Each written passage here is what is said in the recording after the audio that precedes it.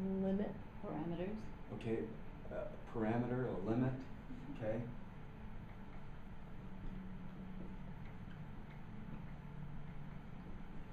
Okay. A boundary essentially is where one thing ends and another thing begins. So we have boundaries in a lot of different areas in our lives. So we'll have boundaries around roles and responsibilities, but it's not necessarily a limit. Does that make sense? Yep. It's not limiting where you're at or what you're doing. It's just defining where one thing ends and another begins. Okay? So we've got boundaries in different areas of our lives. So we got boundaries around time, boundaries around roles. What are some other boundaries that you can think of? Relationships. Relationships, okay.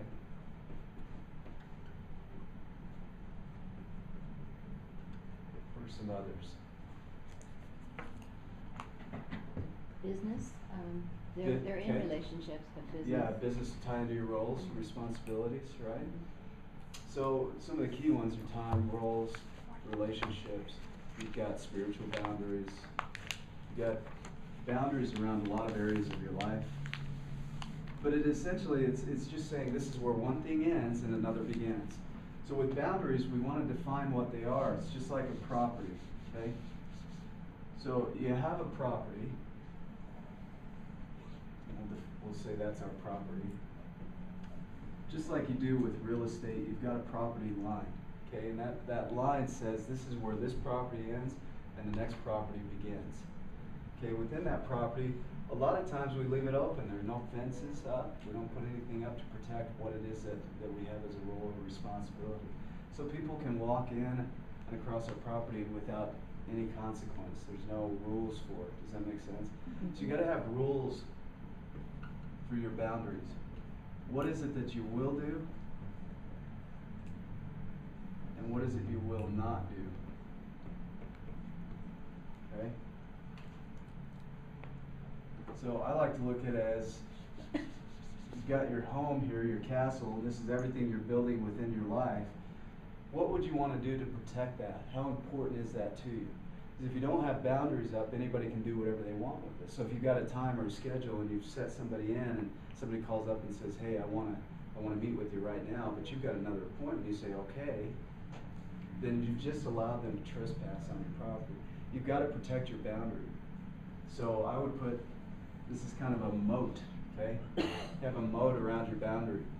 And I like to put alligators in my moat, you know, sharks, dragons, anything I can to protect that boundary. And you've got to have healthy boundaries. It doesn't mean that you're out to attack anybody or anything. You just want to protect your lines. What it is you're willing to do and what it is you're not willing to do. So when somebody comes to you to ask you to do something that maybe you're not okay with because of your boundaries, that you have the opportunity to say no. Not only do you have the opportunity, but you actually do say no to things that don't fit within your boundaries. Does that make sense? Mm-hmm. Okay. So I want to make sure I cover everything in this. The idea with the boundary is you don't want to have it just completely locked. You want to allow good things in, and you want to keep bad things out. Okay, the boundary keeps the things that are not going to work in your life out, and it allows the things that are good that would help you get to where you want to be in. So you have a gatekeeper here. This is kind of the gate. Okay, the gatekeeper is it's the person or it's yourself. It's your conscious awareness that says, I say no to these certain things. I say yes to these certain things. It allows those positive things in, and it keeps the negative things out. Now, if you've got positive things in your property currently or in your boundaries right now, you want to move those out. So as you set your boundaries, you can look at your life and start to say, okay, this is working for me and this isn't. And you can start to move out the things that aren't working. So tell me about some of the boundaries that you have, Lisa, and some of the rules you have around those boundaries. I feel like my whole life is that. Well, a particular example comes to mind. It's kind of menial to be taped, but with a family member. Okay. She's invasive. Okay. And an opportunity came up the other day where she was exhibiting that behavior again, and it was cute, and she said, well, it doesn't bother you, does it? And I said, well, quite frankly, it does. And she was floored. Okay. And you know, it's just a matter of stating it, but you know, you've gotta be very clear. It's Okay. being clear about what's yours and what's not in this particular case. Don't be pawing through my Perfect. stuff. So one thing that you did is you communicated it, and that's a Mhm. big part of boundaries. You have to have communication. I'm running out of ink on that. So communication is essentially, that's posting your property. And it's a no trespassing sign. Mhm. So when somebody comes up and they say something and you say, quite frankly, it does bother me, you've just posted, you're not gonna do that again, okay? I don't accept that kind of information into my property, okay? But when somebody does something and you know your rules say, you know, I don't do that thing, but you allow them to do it, you've just wiped out all of your property lines. Essentially, you said, you do whatever you want to me, I don't care. Walk all over me, it's fine. But by defining that, communicating what it is you will and will not do with other people, now they have the opportunity to choose whether to be associated with you or not, Right. and whether to agree by those rules or not. In most cases, they'll move out of your life, or they'll stop doing what it is you're not in agreement with. That makes sense. Okay. So, where do they come from? How do we get boundaries? And what are, you know, we talked about some of the boundaries we have, but where do they come from? Past experiences. Okay. Mhm.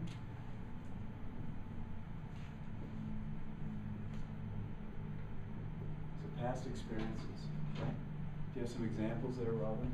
Like, maybe something like what Lisa was talking about, relationships, past relationships. Okay. Yeah, something might have happened in a past relationship and you set a boundary based on that experience, right? Right, yeah. So the boundary is, I'm not gonna let that happen again. Again. Yeah. Mhm. What do we feel when we allow that to happen again? What's the biggest thing we feel? Anger. Anger. Yeah. Okay? And that's a powerful emotion, right? Mhm. Frustration. Do you agree there's frustration? Because you set this boundary, you're like, I'm not going to do that anymore. And then you let people walk all over it, and you're like, I'm an idiot. I feel like I'm not protecting myself, like I've gotten blindsided, and that. Okay, can that be unhealthy? Mhm. Can that keep you from reaching your goals? Yeah, if you've got a responsibility as being a parent in one role, a responsibility of being a husband or wife in another role, a business owner in another, and you've got all these roles and responsibilities, but you allow the husband and wife to bleed into your business, or the business to bleed into your parenting. I mean, you're just violating boundary after boundary after boundary, and what does that turn into? A lot of people say time management issues, but it's even more than that. Mhm. It's not a time management issue. I don't think it's ever a time management issue. It's a boundary issue. You haven't defined clear boundaries. And because of that, people can do whatever they want. And what are you going to say about it? They know that if they walk on it, you're not going to do anything. So they continue to walk on your property. What I say is buy a gun, so to speak. You shoot the son of a guns. You know, when they walk on your property, you shoot them. You stop them at the gate and you say, no, this isn't going to work for me anymore. And then you enforce your boundaries.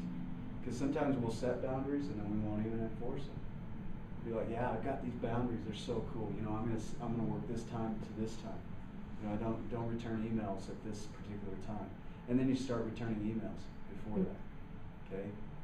You gotta enforce your boundaries. Because if you don't, what you're saying to people is, yeah, whatever you want, I'm open to doing. I'm thinking one thing it takes a lot of self-confidence, Okay. self-esteem to have your boundaries. So the more you let people trod on your boundaries, the less self-esteem you're going to have. Okay?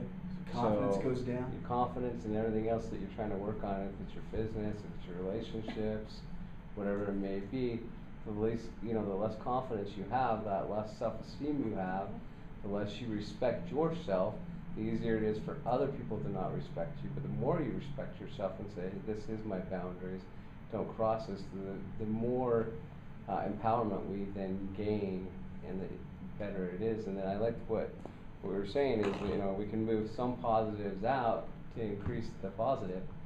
So in other words, if I think something's great today, maybe in a week I think something's better than what I thought a week ago was great, and I've moved that one out and replaced it with something even better. Perfect. It's almost like remodeling the home, essentially, or the property. It's putting on there what you want in.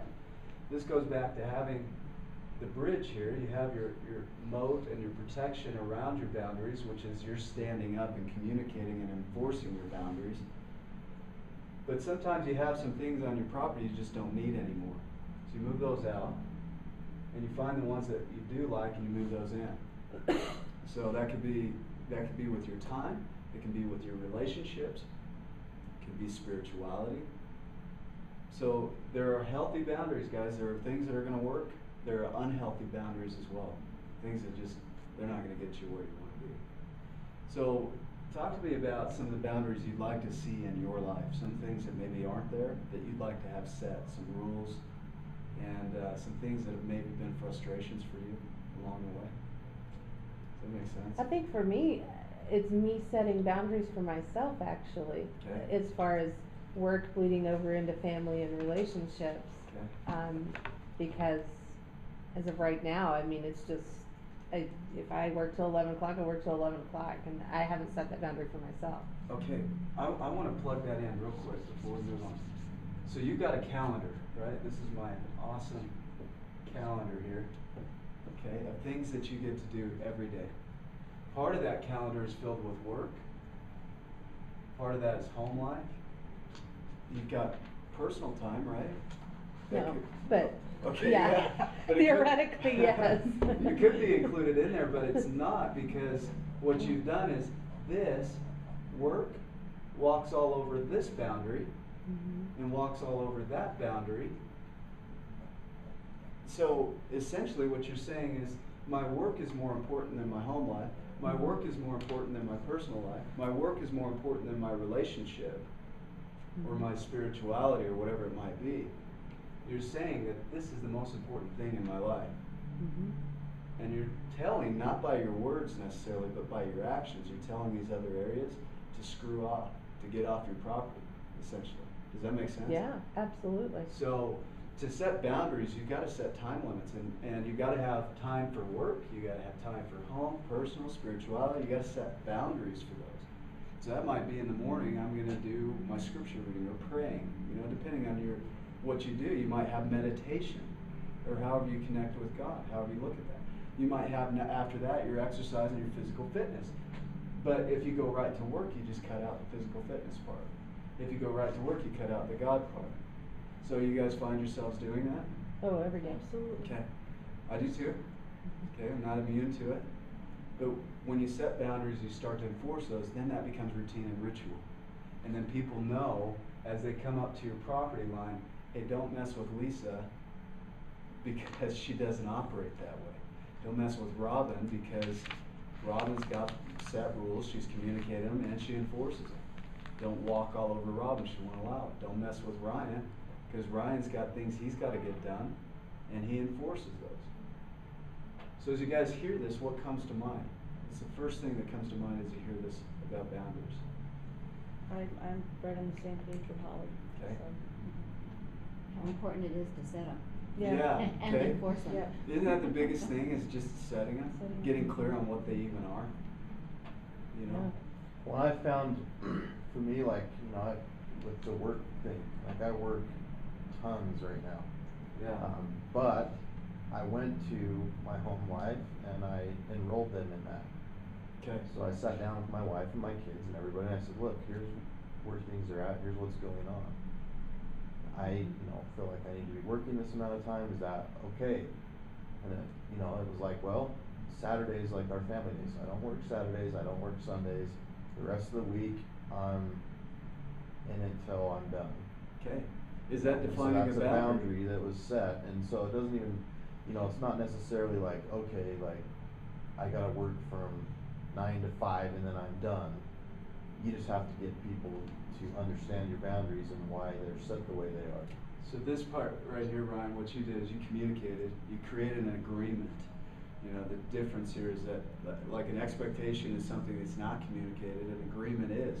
So you set an agreement with your family, you're all okay with that. Now you're enforcing that boundary by taking Saturdays off.